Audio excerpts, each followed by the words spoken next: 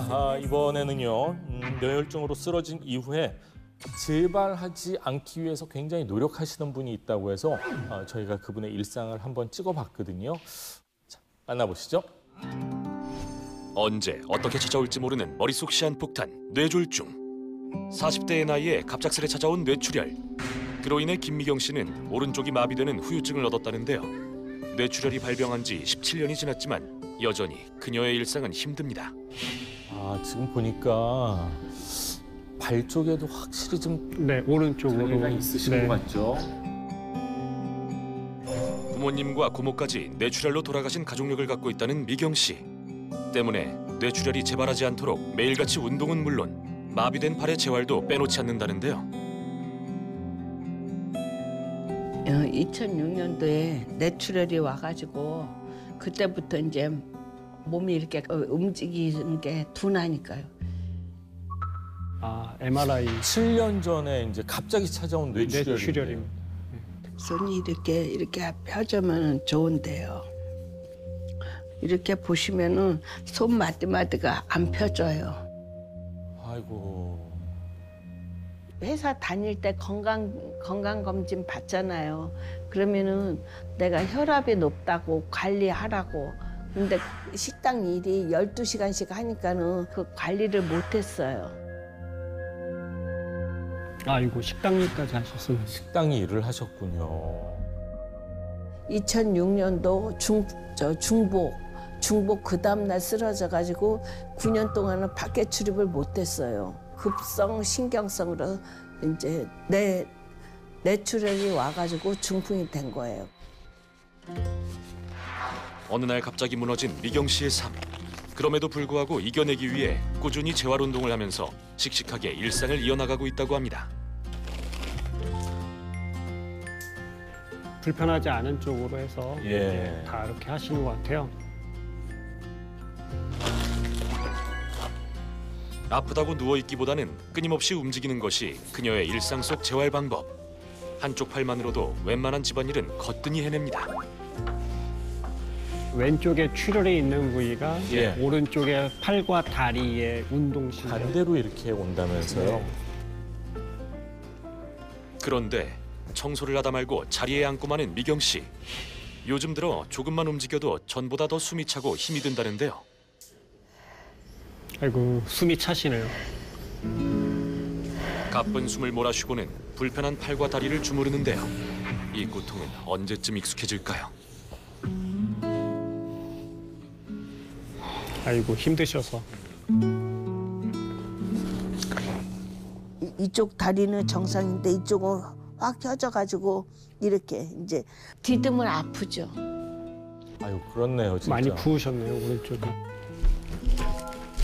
마비된 팔 때문에 직접 요리하는 건 언감생심이라는 미경 씨. 이 때문에 평소 식사는 배달 음식으로 해결한다는데요. 아이고, 저게 저렇게 다시 또 저거를 드시면은. 그러니까요. 혼자 먹기엔 배달 음식 양이 많은 편. 아이고, 또 언제나 재탕을 한다네요. 많이 짜게 드시네요. 식단 조절을 해야 하는 것은 알지만 맵고 짠 음식을 좋아하는 식성 때문에 생각과는 달리 자극적인 음식들을 자주 먹는다는 미경 씨. 또 면이나 빵과 같은 탄수화물을 좋아하다 보니 먹고 남은 찌개엔 면을 넣어 먹는 것이 일상이 돼버렸다고 합니다.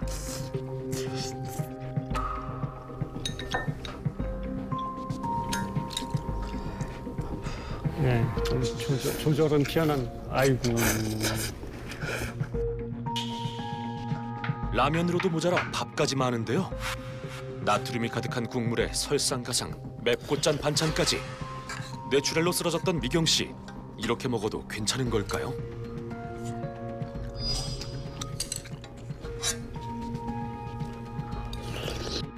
걱정되죠. 먹고 나면 후회스럽죠.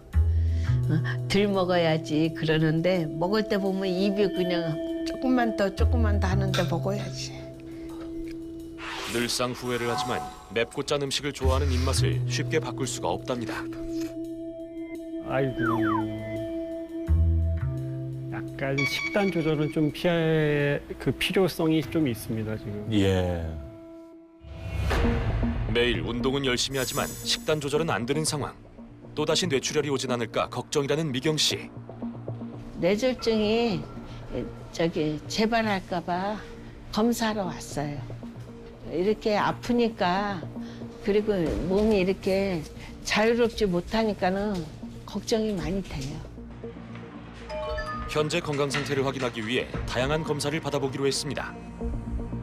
뇌출혈이 재발할 위험은 없는지 가장 중요한 뇌 MRI는 물론 경동맥 초음파 등의 검사를 진행했는데 뇌출혈로 쓰러진 지 17년. 그동안 누누이 검사대에 올랐지만 그럼에도 뇌졸중 재발에 대한 두려운 마음은 가눌 수가 없습니다.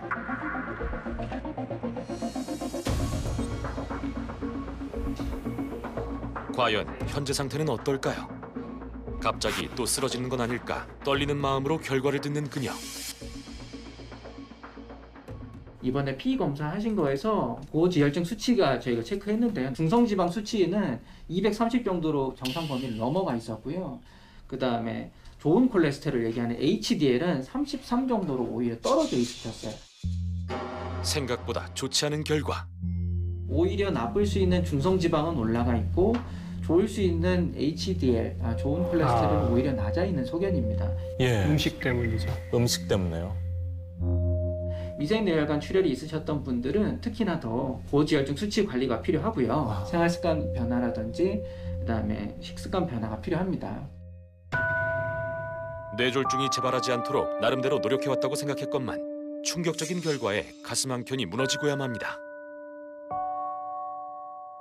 결과를 들으니까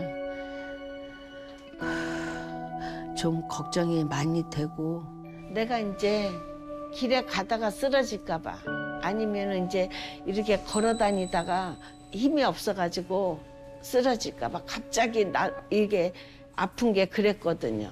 갑자기 또 이게 재발이 되면은 어떻게 해야지 되나 하고요.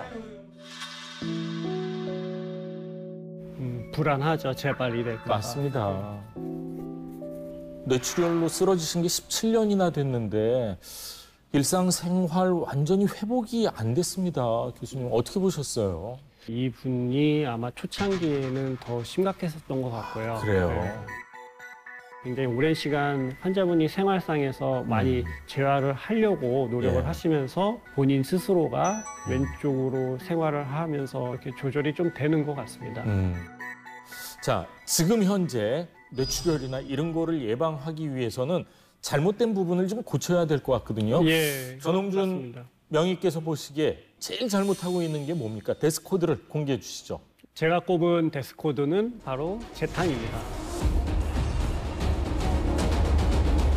일반적으로 이제 배달 음식이나 뭐 밖에 나가서 끼니를 걸을 때는 조금 집에서 해먹는 음식보다는 좀 염도가 올라갈 수 있고 그 환자분께서 식사하는 그런 좋아하는 스타일이 맵고 짜고 쉽게 얘기하면 라면 국물에 밥까지 말아 먹고 라면 사리도 드시는 탄수화물을 너무 많이 드시는 거예요. 근데 이렇게 탄수화물 섭취가 많게 하시면 그 정제된 탄수화물은 급격히 혈당을 올릴 수 있거든요. 예. 그러면 이제 혈액 내부에 그런 혈당이 상승하게 될 경우에 예. 점도를 올릴 수 있습니다. 혈액순환에 장애가 될 수 있는 점도를 올리게 되면 이제 뇌출혈 말고도 뇌경색이 또 재발할 수도 있는 경우가 되죠. 그렇군요. 아무래도 근데 사서 먹는 거는 인공 감미료가 집에서 해 먹는 것보다는 훨씬 많이 들어가고 그래야지만 또 사람 입맛에 착착 달라붙거든요. 감칠맛이 나고요.